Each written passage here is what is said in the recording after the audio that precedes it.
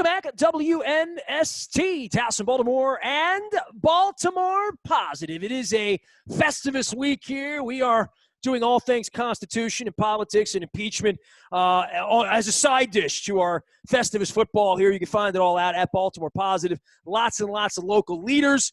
And certainly talking some Buffalo Bills football here, a fun playoff trip to be had if we were tripping. I think we'd have 6 or 7 buses headed up there. We'd be at the Anchor Bar right now with our chairs out, right? You know, drinking Labatt's or something like that and ordering beef on weck. Sal Capaccio is a sideline reporter and a contributor at WGR. You can find him out on Twitter. I would just say Bills Insider or whatever I would say. None of us are inside anymore, are we, Sal?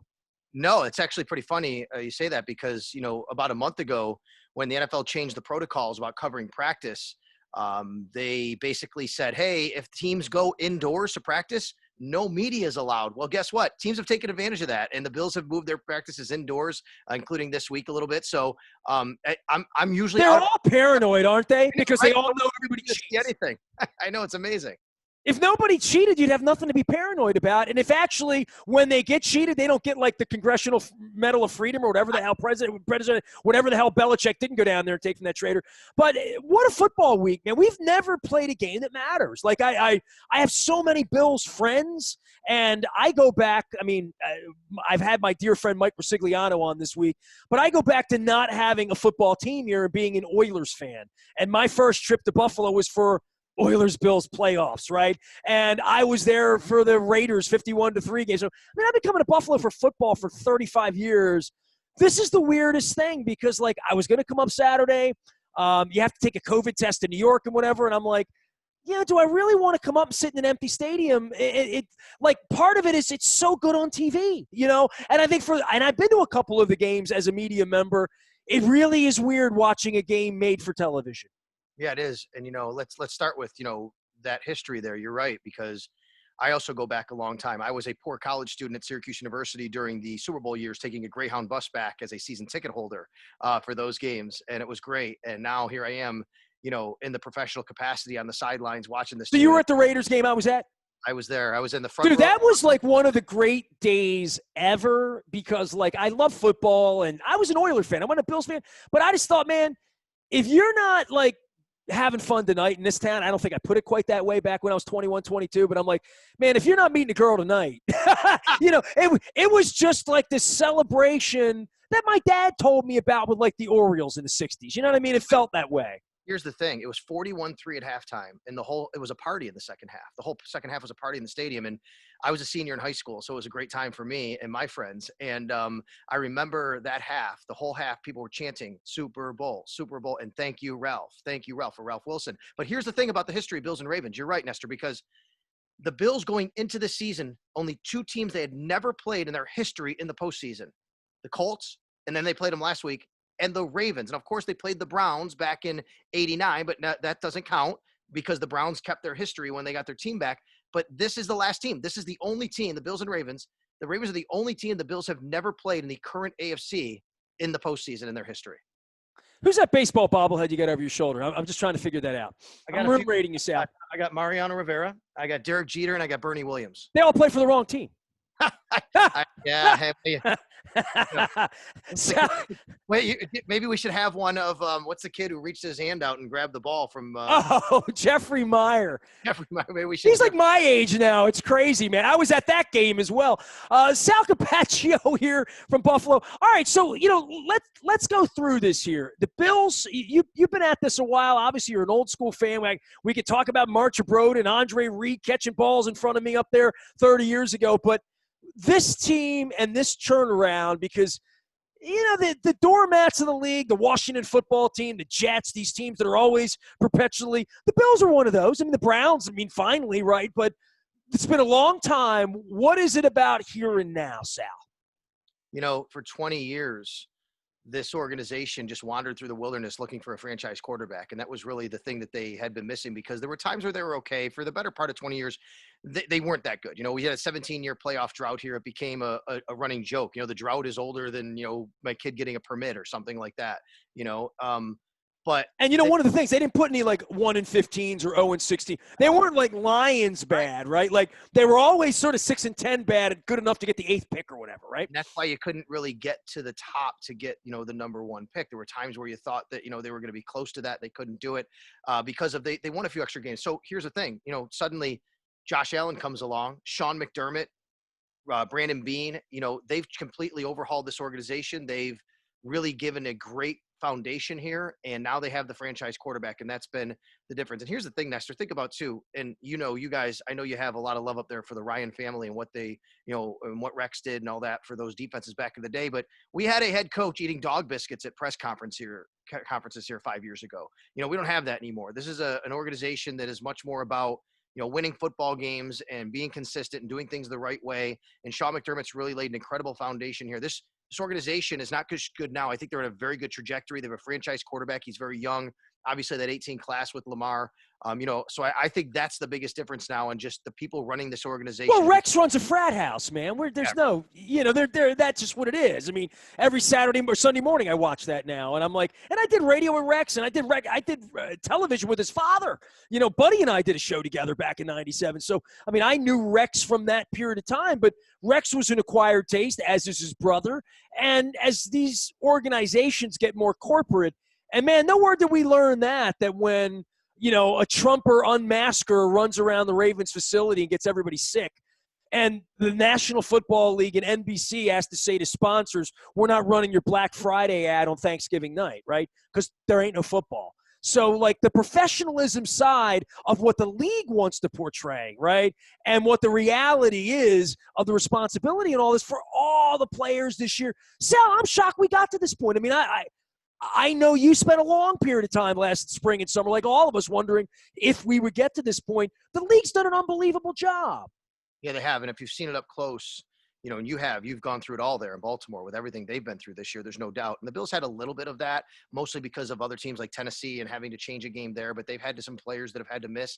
But I will tell you, one of the things that, and this speaks to what we were just talking about, the difference in people like Rex and, the organization of the organization, which is, I'll go back to the offseason, Nestor, and the Bills were very proactive about everything they did. They were very on top of everything. And in fact, there's something called your infectious disease control plan. And every team had to submit one. It had to be approved by the league and the NFLPA. The Bills were one of the first teams to get theirs in, and one of the first teams to have it approved. And that just showed you right away they're going to be on top of this thing the whole year. And that's what they've done. So you're right. You never know. I mean, to me, I've said since the playoffs have started, COVID can kill any team here. We know that. They could basically say, we're going to wipe you out. We know. But I think that for the league itself to get to this point, to have all 256 games played, is probably against what a lot of people thought would actually happen with the odds. No doubt about it. Sal Capaccio joining us here in Buffalo. So, one of your star guys, he's a Terp, right?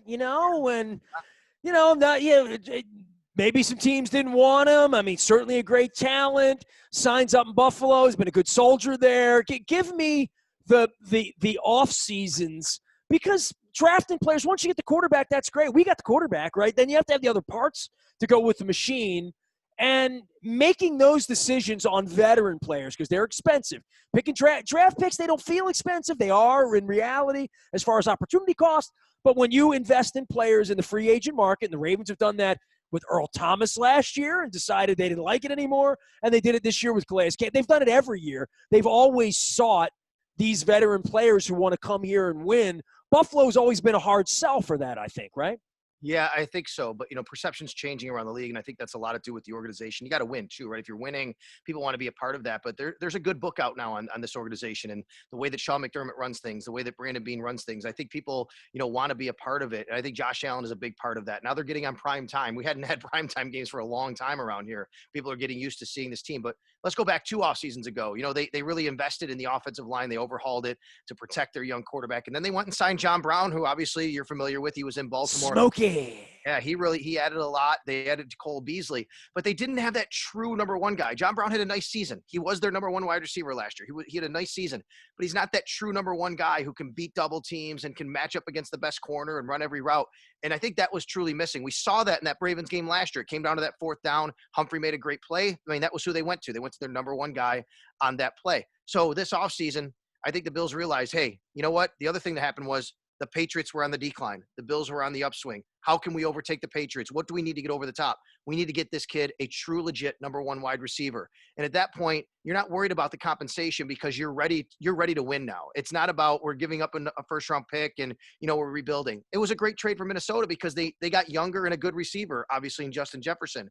But the Bills needed that legit number one wideout, and that's exactly what Stephon Diggs does. And here's what he does, Nestor. He moved John Brown to the number 2 role where now he can thrive. He doesn't see as many double teams. He doesn't have to go against the other team's number 1. It made the entire offense better. And then Josh made an incredible leap from year 2 to year 3, kind of much like Lamar did from year 1 to year 2, really. I mean, it was he's 70% completion percentage for Josh Allen. Are you kidding me? Like, no one thought this kid could ever get to that stratosphere. He is breaking franchise records left and right, and obviously that includes the great Jim Kelly. I think one of the things about this year for athletes is whatever farting around they do, whether it's chasing girls, going out, clubbing, whatever, even family, you know what I mean? Even whatever would be a distraction, right? This is a year where every athlete's had a different kind of focus, not just because of COVID, just because you can't hug people. You can't go out. If you pee dirty, you screw your whole team up. There's a lot of team pressure and a lot of organization, all of that the people that hone their craft, the Mahomes, the gym rats are even rattier, I would think, this year. And there's that elite level of all the stuff that they do when they have more time on their hands this year, I think, but less physical communication with each other to be able to go out and practice. Yeah, and during the offseason, there was a lot of talk about how they can get together, where they can get together, what kind of rules there are. And one of the things that happened for the Bills was they were able, they had a bunch of guys get together down in Florida, their quarterbacks and their receivers and running backs. And really the guy who kind of put that together was Davis Webb, their practice squad quarterback who's been in the league for a few years.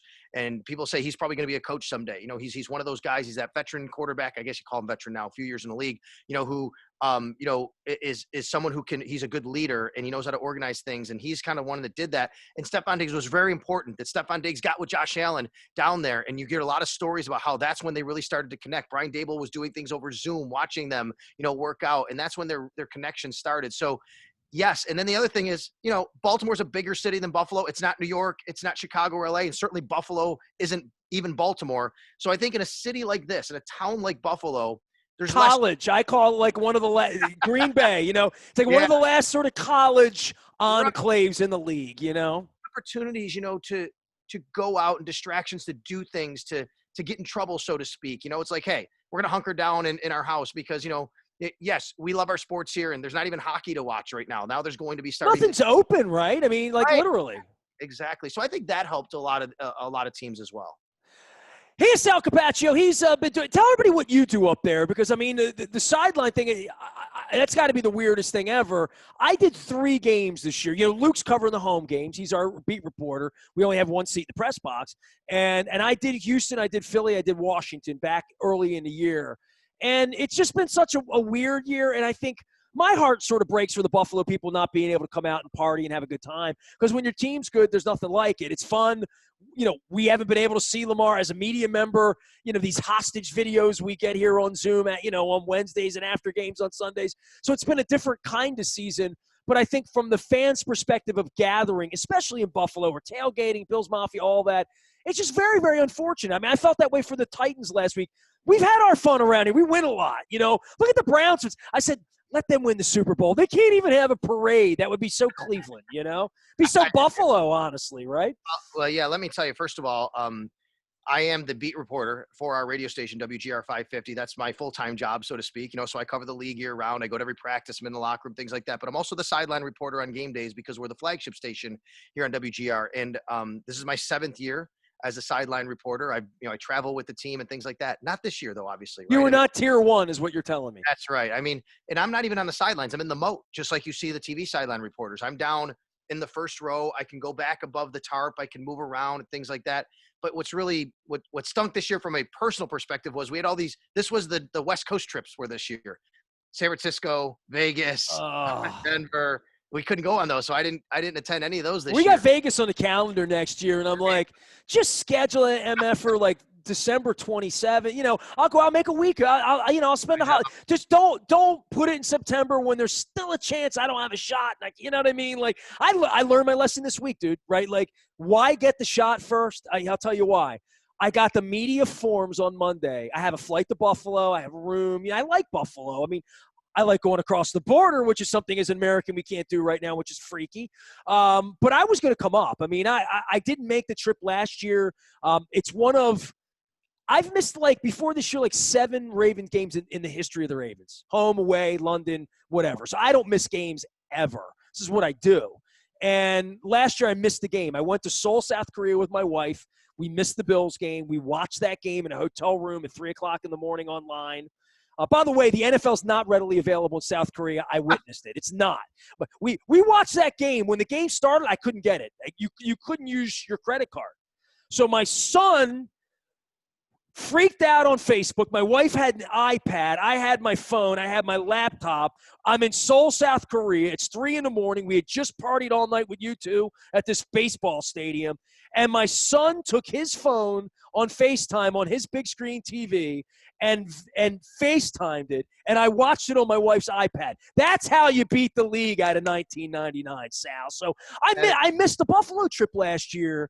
And, you know, from going up to the Carousel Museum up in North Tonawanda and, you know, going down to Orchard Park, get some pancakes before the game and seeing my friends that live in Depew and Lancaster. You know, like, I have friends there, and I'm like, I'm going to go. It's a big game. It's a playoff game. I don't miss game. I didn't go to Nashville.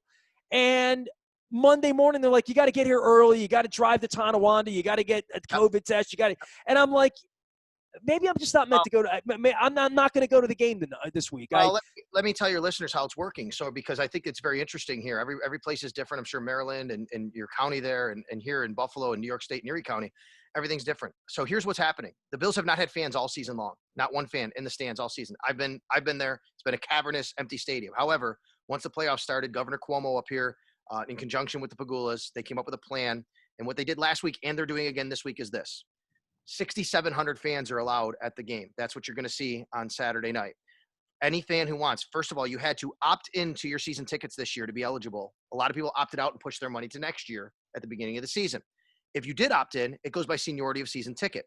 You get a time frame that you can go buy the ticket online. You have to buy your tickets in either 2 or 4. That's it. 2 or 4 in pods. And you got to sit in those pods, and there's only certain spots. And they're not cheap. At least they weren't in Philadelphia and here. They were cheaper probably than most stadiums, but you're right. I think you could get one for like $100, which isn't too bad. That's not bad. Right. So then they close off the upper deck. It's all in the lower bowl. But here is the thing that you're talking about, which is right. Anybody who buys a ticket has to get COVID tested through the protocol that they're setting up through BioReference Lab, which is the NFL laboratory. They have everybody. It's incredible down in Orchard Park, across the street. You've been to the stadium. They have all these tents there. People drive up, they test, they get the results within 48 hours. They take that test to this game with their ticket and ID, and that's how they can get in the game. The 48 hours was the issue for me, brother. My flight's in on Saturday morning, and I had to get a New York test, and I'm like, I'm just going to watch it on TV. I'm going to take those points and push it toward Tampa, where we might go. We had a good time in Tampa 20 years ago. Bills, not so much in Tampa, but Sal Capaccio joining us here from Buffalo. For the game itself, I mean, is there a little bit of a fear of Lamar? And is it from a fan's perspective? The Ravens are playing really well right now, and I think that just makes this this could be a great game.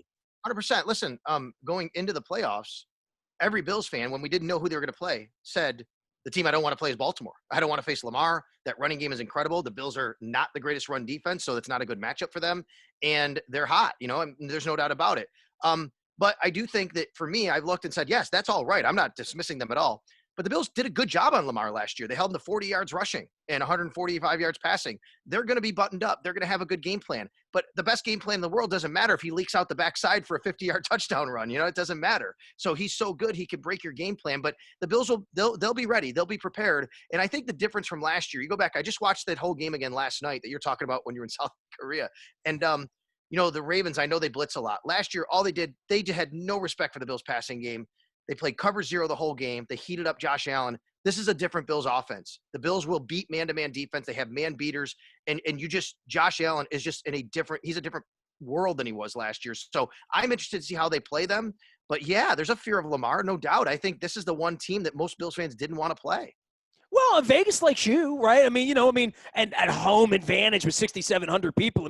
The advantage might be bad weather in the snow and, seeing Lamar, Florida kid running around at, 22 degrees on a Saturday night. That's always interesting, and that's what comes with Buffalo. But this is not a great matchup for the Ravens. And the Ravens spent a long stretch of the season not playing very well, and then at the end played very well against really pedestrian teams. It was different seeing these big physical wide receivers that the Titans had this year that they didn't have last year. And that's certainly something that the Ravens have stocked up on with Marlon Humphrey and Jimmy Smith and Marcus Peters making the big play this week. So, as much as it would be challenged, the Ravens defense strips balls. They go up in the air. I think that's what's going to make this game a little roller coastery. I think we're going to be biting nails at 10:55 in some sort of a 3, 4, 6-point football game. 100%. I agree with you. I think that the line, as you said, the Bills are favored. Home team usually gets 3. It's 2.5 to 1, whatever. I think some money. I think that's where it's going to land. I think this is a 1-2 point game either way. And look, you have one of the greatest kickers of this generation in Baltimore, in Tucker. And I know he had his one miss that he never has, but he had that last week. The Bills have a very good rookie kicker in Tyler Bass. He's had a sensational season, but he is a rookie as well, and you never know. So I think it could come down to there. The Bills have an all-pro returner, and Andre Roberts. He's sensational. I know Duvernay's really good as well. So maybe one play here or there in special teams could turn this thing. Who's your all-time favorite Buffalo Bill? Thurman. Thurman's my favorite. He's my guy. And, I got to tell you, it's funny, and I'm not doing this to be, name dropper. As you know, in this business, we grow up, we watch, but then these guys, they become people and friends to us. And Thurman's a good friend of mine now. So is Jim Kelly, Andre. They're all friends of mine. But Thurman, I love him, and I've always loved him. I would say Thurman's my favorite all time. But, how can you go wrong with any of those greats? Well, I'm going to show you a little picture here. I'll show this to my audience. I shared this with Rasig recently as well. I went to the Super Bowl in Minneapolis. It's the first time I ever went to the Super Bowl. And John Stedman got me tickets. Donald Trump sat in my section. I sat next to Nat Moore, the old wide receiver, and Evander Holyfield was sitting right below me. Jimmy Jam was there. So it's Minnesota. So my friend's a Bills fan, and he gave me Zubaz hat and all Bills gear. And I was the world's biggest Houston Oiler fan. And Warren Moon was at the Minnesota Timberwolves game, and I chased him down into the bowl. And I realized the whole way I'm running down to meet Warren Moon, because I was such a fan and I want a picture, and I realized I'm wearing Bills crap because I hated the Redskins so much that I borrowed Rasig's Bills gear. I was going to the Super Bowl. I was there like hating on some Redskins out in Minnesota in the cold, and the only picture I have of me and Warren Moon, well, I have a recent one. Like you said, we get to know these guys, right? He's a Hall of Famer. He's been on the show. He's in my phone, But I have this picture of me wearing Bills gear. So I wanted to share that with you just to let you know it's a little piece of my soul up in Orchard Park back in the late 80s. Well, I appreciate it. And what's funny is now, I'm on the radio broadcast, and this year because of COVID, Eric Wood normally is our former center. He's normally our color guy for the last year he started, but he can't travel because he actually lives in Cincinnati area. He can't travel up here for the game. So this year it's Steve Tasker. So here I am. I work on the radio broadcast every day with Steve Tasker. Hall of Famer Steve Tasker. Yeah, he should be in the Hall of Fame, right? He's been a finalist a few times and greatest special teams player ever. But it's amazing. I tell people all the time, like, we're living our best life. We really are. And what is better than this, to be able to grow up and do what you've always wanted to do and do it for the place and the team that you wanted to. So it's amazing. And, I think we're very, very fortunate to be able to do what we do. I will share one more fun picture with you. This is our Super Bowl 20 years ago. This is what you get when you go to Super Bowls. You know this. This was 20 years ago in Tampa on my Sporting News set. And there's Tasker and the great Jim Kelly hanging out with my Festivus hat. Love it. It's been a good life, Sal. You know what I mean? And don't knock us out of the playoffs this week. I don't know, dude. There's not a whole lot of fun to be had. When we win or when you win, whoever wins, we're going to be the world's biggest Cleveland Browns fans on Sunday, right? Because it gets you the home game next week, a home game that I can't even go to. We've never had an AFC Championship game here, by the way. So all the success we've had. I don't think the Ravens. Yeah, the Ravens, have they ever been the one seed? They were the 1 seed last year. Phooey on you. Well, New England's been in a league. You're familiar with that in Buffalo. Hey, yeah, we know about that, right? Oh my gosh. So you're right about that, and I know that. And what great storylines that would be either way, whether it's Cleveland and Buffalo, Lake Erie, going back, the traditional teams, but of course the Cleveland-Baltimore tie-in, if they were to play, that'd be amazing. I don't see it happening. I think Kansas City's going to win, but how about these quarterbacks, right? Lamar and Josh. I'm just happy that, both these guys who were so polarizing and vilified by so many people coming out of the draft, both of them were in their own way, for them to be here and have this opportunity, I think is really awesome for them. Big Saturday night in Buffalo. When's the last time Buffalo had an event like this? Like, if it were normal and it weren't the plague, they could sell 250,000 things. But like, when's the last? The Stones play there. Pearl Jam. I mean, what's the last like giant thing that's happened in Buffalo? By the way, I heard you throw in U2. I've seen U2 5 times in 4 different cities, including a couple times in Buffalo. I'm a big U2 fan myself. Nice. But listen, I would say the last time would be the 2007 Buffalo Sabres. They won the President's Trophy. They were the best team in the NHL. Sure. Parties in the plaza every night during the playoffs. I mean, it was incredible. They ultimately fell short. They didn't even get to the Stanley Cup. But those 2 years, the 06 and 07 Sabres run was pretty incredible and pretty special here in Buffalo. And it became, people would say, Buffalo's such a hockey town. And I would say, no, you don't know what it's like here until the Bills are in the playoffs, because we didn't know. And now people are finally realizing again what I grew up with. I saw the Sabres play the Flyers in the Odd on New Year's Eve in 1988 into 89, 88 into 89. Yeah, 88 into 89. How about that? I have the Goo Goo Dolls in your square from that Rain concert on July 4th. I watch that one all the time. I love Buffalo, man. So I've missed 2 trips to Buffalo in a row. We'll get you back on a schedule. We'll make this thing work. We'll get back up there. Niagara Falls, Peace Bridge. We'll do it all up. I appreciate you, Sal. Thanks for coming on, pal. Okay, anytime, brother. Thank you. Sal Capaccio joining us from WGR 550 up in Buffalo, sidelining or wheel welling or doing whatever they're doing up there. We're playing a football game.